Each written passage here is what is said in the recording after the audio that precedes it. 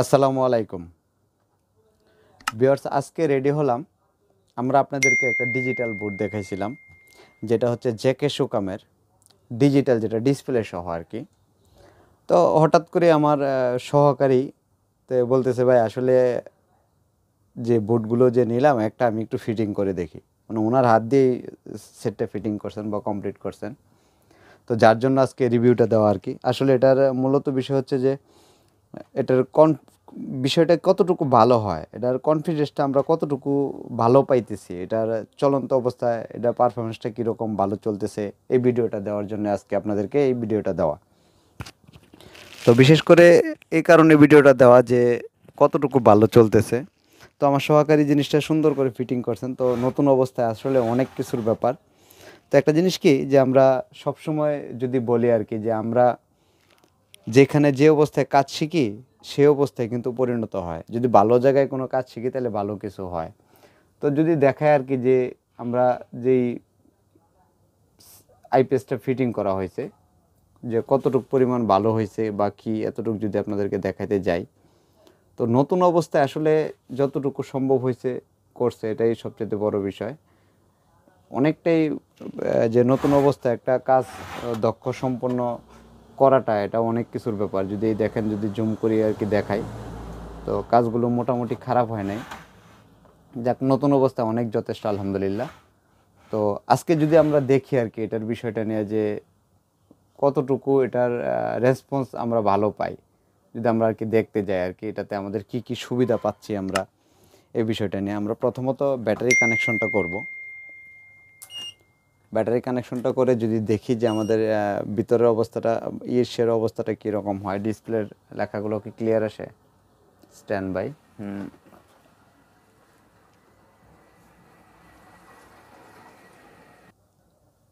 তো যদি দেখি আর কি, যে আমাদের যে ডিসপ্লেতে দেখেন লেখাগুলো কত সুন্দর আসতেছে, একের পর এক আসতেছে।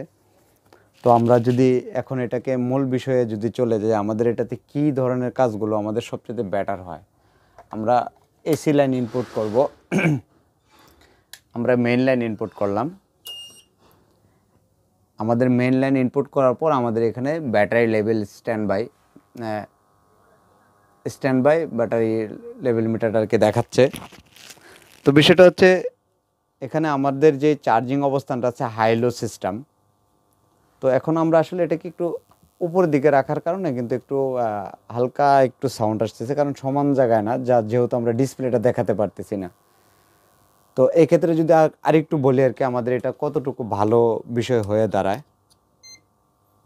আমরা ডিসপ্লের অপশনটা দেখে নিলাম, যে এখানে আমাদের মেইন ভোল্টেজটা যদি আমরা মিলাইতে যাই, আমাদের কারেন্টের মেইন ভোল্টেজে কতটুকু আছে আমরা এটা দেখব। প্রথমত এই ভোল্টেজটা মিলাবো, পরবর্তীতে ভোল্টেজটা মিলাবো হচ্ছে আমরা যে এসি ইনপুট আউটপুট, এটা আমরা যদি মেইন ভোল্টেজে আমাদের আছে বর্তমান 227-28 সামথিং আমরা মিলাই রাখছি এখানে।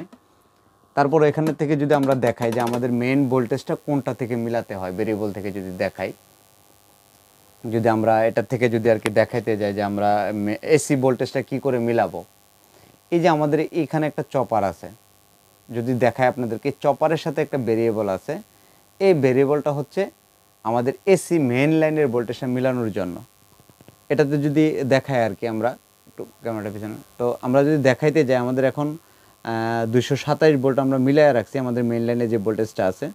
তো আমরা এখান থেকে যদি একটু ঘুরাই আর কি, এই দেখেন 225 ভোল্টে চলে আসছে। যদি আরেকটু ঘুরাই নেই, আমাদের মেইন লাইনে কতটুকু ভোল্টেজ আছে এটা মিলানোর জন্য এই জায়গাটা স্ট্যান্ড বাই অফ, মানে চার্জিং অফ, মানে মেইন লাইনে ভোল্টেজটা অনেকটাই কমায় ফেলাইছি। দেখেন এখানে 182 ভোল্ট করে ফেলছি। তো এটা থেকে কিন্তু আপনার মেইন ভোল্টটা 100% মিলাই নেবেন, না হয়তো কিন্তু অটোমেটিকলি এটা এরকম হয়ে যাবে যে এসি ইনপুটটা ডিসকানেক্ট করে দিবে অটোমেটিকলি। কারণ ডিসকানেক্ট করে দিবে যখন আপনার 150 ভোল্টে চলে আসবে, তখন কিন্তু অটোমেটিক ডিসকানেক্ট করে দেবে। এটাও কিন্তু যে এটা সিস্টেমটা, কুলিং ফ্যানের সিস্টেমটা অটোমেটিক স্টার্ট হয়ে গেছে চার্জিং অবস্থায় যেহেতু। তো এখানে অটোমেটিক কুলিং ফ্যান স্টার্ট হয়ে গেছে, যাতে একটু গরম হওয়ার পর আমরা আবার মেন ভোল্টেজটা মিলানোর পর আপনাদেরকে দেখাই। এখান থেকে হ্যাঁ 235 হয়ে গেছে, আর একটু কমাতে হবে। এই যে অটোমেটিকলি আবার কুলিং ফ্যানটা বন্ধ হয়ে গেছে। একটা কারণে বন্ধ হয়ে গেছে যে পর্যাপ্ত পরিমাণ যতটুকু হিট ছিল খেয়ে ফেলছে, খেয়ে আবার বন্ধ করে দিছে। 223 সামথিং। বাস আমরা এখন এই ডিসপ্লে ভোল্টেজটাকে বেরিয়ে যাই, আমরা এটাকে একটু নিচা করে নিই যদি আমরা সুন্দরভাবে দেখতে যাই আর কি। তো আমাদের প্রথম কাজ হচ্ছে আমরা মেইন লাইনের যে ভোল্টেজটা এসি ভোল্টেজটা এটা মিলানো। এটা হচ্ছে আমাদের এসি লাইন ভোল্টেজটা মিলানো। আমাদের এই ভেরিয়েবলটা এই চপারের সাথে যেটা, এই ভেরিয়েবল নাম্বারটা হচ্ছে আপনার 104 এই ভেরিয়েবলটা থেকে আমাদের মেইন লাইনের ভোল্টেজটা মিলাতে হবে। তার পরবর্তীতে যেটা হচ্ছে এই যে এটাও 104 এটাও 104, এই দুটো হচ্ছে, একটা হচ্ছে ব্যাটারি, এটা হচ্ছে যেটা হচ্ছে আপনার কুলিং ফ্যানের সাথে যে সকেটটা, এটা হচ্ছে চার্জিং এম্পিয়ার। আমরা কতটুকু চার্জিং এম্পিয়ার রাখবো, আমরা যদি এখান থেকে মিটার ধরি আর কি, যে আমার আজকে 5 এম্পিয়ার চার্জিং দরকার, আমরা এখান থেকে দেখেন আমি ধরে দেখাচ্ছি, আমার এখানে কিন্তু আমি 6 এম্পিয়ার চার্জিং রাখছি অলরেডি। আমি যদি এই ভেরিয়েবলটাকে একটু ঘোরাই, জুম করেন, তো যদি আমি ঘুরাই আর কি, যাই হোক এখান থেকে এই যে আমি যদি ঘুরাই তাহলে কিন্তু ভোল্টেজটা কমতেছে বাড়তেছে। তো এখান থেকে আমরা ঘুরিয়ে যদি ভোল্টেজটাকে এম্পিয়ারটাকে বাড়ায় নিই, আমরা অনেকটাই বাড়ায় নিতে পারবো। এই দেখেন আমরা এম্পিয়ারটাকে বাড়াচ্ছি, আমরা এম্পিয়ারটাকে আরও হাই করতে যাচ্ছি। তবে এটার এম্পিয়ারটা কিন্তু আপনার আস্তে আস্তে ঘুরালে উঠবে না, একটু স্পিডভাবে ঘুরাতে হয়। এই দেখেন আমাদের এখন 9 এম্পিয়ার করছে, আমরা এটাকে কমায় নিব, অনেকটাই কমায় নিব, কারণ আমাদের ব্যাটারিটা মোটামুটি ফুল চার্জের দিকে চলে আসছে। যদি কমায় নিতে যাই আমরা এখান থেকে এম্পিয়ারটা আস্তে আস্তে কমাবো।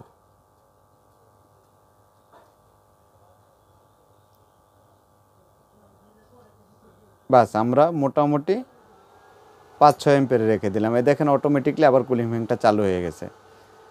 তো পরবর্তী যে বিষয়টা হচ্ছে আমরা এসি ভোল্টেজ যেটা আউটপুট, যেটা ইনভার্টার ভোল্টেজ, এটা আমরা মিলাতে গেলে আমাদের কীভাবে মিলাতে হবে, আমরা মিটারটা আবার এখানে রাখি, মিটারটা অন করলাম, আমরা এখান থেকে আউটপুটে লাইনটা লাগিয়ে দেবো। মিটারের যে সকেটটা আমরা আউটপুটের যদি লাগিয়ে দিই, আমাদের বর্তমান অবস্থানেরটা যদি দেখতে যাই, তো আমরা এখান থেকে এখন অন করলাম, ইনভার্টারটা যদি অন করি, ইনভার্টারটা অন করলাম, এখন ইনভার্টারটা অন করলে দেখেন 284 ভোল্ট আছে। আমরা এখন 284 ভোল্টের থেকে আমাদের ভোল্টেজটা কিন্তু মিলাতে হবে। ইনভার্টার ভোল্টেজটা কিন্তু আমি মিলাইনি, এখন যদি আমি কমায় মিলাইতে যাই, এই দেখেন বেশি ভোল্টেজ থাকার কারণে ট্রান্সফর্মার কিন্তু অতিরিক্ত ডাক শুরু হয়ে গেছিল। আমরা এখান থেকে আমাদের পর্যাপ্ত পরিমাণ ভোল্টেজটা মিলিয়ে নেব। আমরা এখানে 250 ভোল্ট সামথিং রাখবো, 46-50 যেটুকু আপনার রাখলে, আমরা এখানে 50 ভোল্ট রাখলে, দেখেন আমাদের 50 ভোল্ট রাখলাম, 250 ভোল্ট রাখলে এখান থেকে যখন আমরা আইপিএসটা লোডে যাব তখন কিন্তু আমাদের ভোল্টেজটা সম পরিমাণে চলে আসবে, যেহেতু এটা স্কোয়ার ওয়েভের ক্ষেত্রে। তো এখানে আমাদের কাজ হচ্ছে এসি লাইন ভোল্টেজ মিলানো, চার্জিং এম্পিয়ার মিলানো, আর ফুল কাট মিলানো। এই আবারও আপনাদেরকে সুন্দর করে দেখায় দিই, এই চপারের সাথে যেটা, এটা হচ্ছে আমাদের মেইন লাইনের ভোল্টেজটা মিলানো, তারপরেরটা হচ্ছে আমাদের চার্জিং এম্পিয়ার, এটা হচ্ছে চার্জিং এম্পিয়ার, আর এটা রিলের সাথে যেটা, এটা হচ্ছে আমাদের ফুল কাট মিলানোর জন্য। তো আমরা যদি এটাকে মিলাইতে যাই, আমাদের ফুল কাট মিলাতে হবে। আর আমাদের আউটপুট ভোল্টেজ যেটা ইনভার্টার ভোল্টেজ, এটা মিলাতে গেলে আমাদের যে মেইন প্রোগ্রাম আইসি আছে এটার সাথে যে ভোল্টেজটা, এটা মিলাতে হবে। তবে এটার সাথে আমরা প্রত্যেকটা সার্কিটের সাথে একটা করে ডায়াগ্রাম দেওয়া আছে, তো আপনি আপনার মতো করে নিতে পারবেন। তবে আমার যতটুকু আমি দেখলাম এই সার্কিটটাতে খুব ভালো একটা এক্সপিরিয়েন্স, তো খুব ভালো একটা সুন্দরভাবে চলে, যার জন্য আমি আমার কাছে খুবই ভালো লাগছে সার্কিটটা। এই যে দেখেন এখান থেকে যদি দেখাই, আমার এসি মেইন ফিল্ড দেওয়া হয়নি, ইনভার্টার অন, ব্যাটারি লেভেল 0, আমাদের এখানে কোনো লোড দেওয়া নাই। দেখেন এখানে লেখা আসবে কিন্তু ব্যাটারি লেভেল 0, লোড লেভেল 0, আমাদের এখানে কোনো ধরনের লোড দেওয়া নেই। তবে খুবই ভালো লাগলো। তবে যদি কারো সার্কিট লাগে অবশ্যই যোগাযোগ করতে পারেন।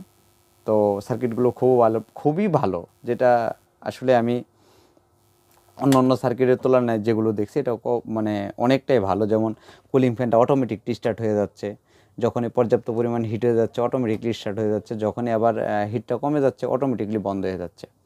তবে এটা অনেকজনে কমেন্টস করছেন যাতে এটা একটা তৈরি করে দেখাই, তো আসলে সম্পূর্ণভাবে তৈরি করে দেখানোটা সম্ভব হয়ে ওঠে না। তো এটা একটা রেডি করে আমার এই সহকারী যিনি একদম নতুন, এই প্রথম আজকে এটা রেডি করলো আর কি। তারপর যথেষ্ট পরিমাণ আলহামদুলিল্লাহ, তো খুবই ভালো হয়েছে। তো সবাই ভালো থাকবেন আর আমার জন্য দোয়া করবেন। যদি ভিডিওগুলো ভালো লাগে লাইক কমেন্ট শেয়ার তো অবশ্যই করবেন। সে সাথে সবাই ভালো থাকবেন। আসসালামু আলাইকুম।